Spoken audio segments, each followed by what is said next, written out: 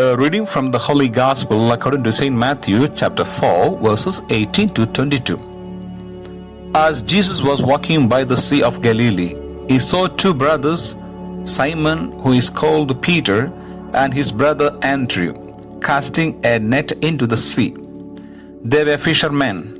He said to them, "Come after me, and I will make you fishers of men." At once they left their nets and followed him. He walked along from there and saw two other brothers, James the son of Zebedee and his brother John. They were in a boat with their father Zebedee, mending their nets. He called them, and immediately they left their boat and their father and followed him. The Gospel of the Lord. Hi dear brothers and sisters, welcome to the third day in the season of Advent. Today we ask Jesus to bless us with the virtue of fidelity in following Jesus. We all know about the life of Saint Andrew the Apostle. He was born in Bethsaida in the 1st century, was a fisherman, became the disciple of Jesus and died for Christ in the 1st century. He preached the message of the kingdom of God with much zeal and was crucified. Andrew introduced his brother Peter to Jesus, saying, "We have found the Messiah." After the Pentecost, Andrew took up the apostolate with much zeal and went on preaching to the Gentiles. He is said to have martyred in southern Greece on a cross, which was in the form of an X. It is known as St. Andrew's Cross.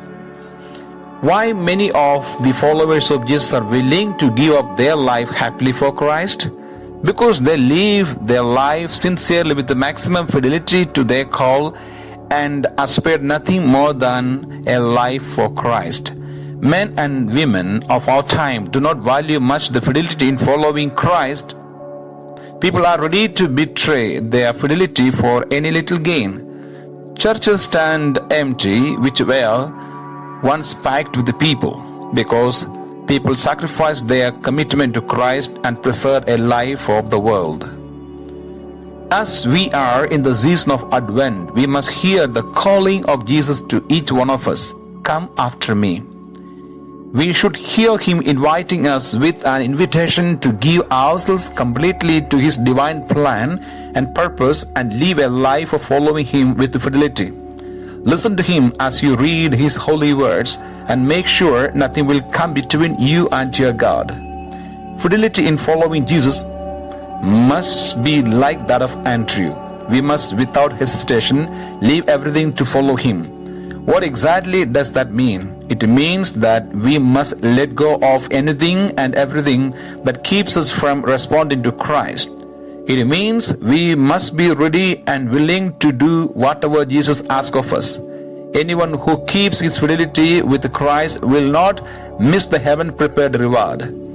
Each one, according to his fidelity, will receive the gift that Jesus promised for his faithful servants.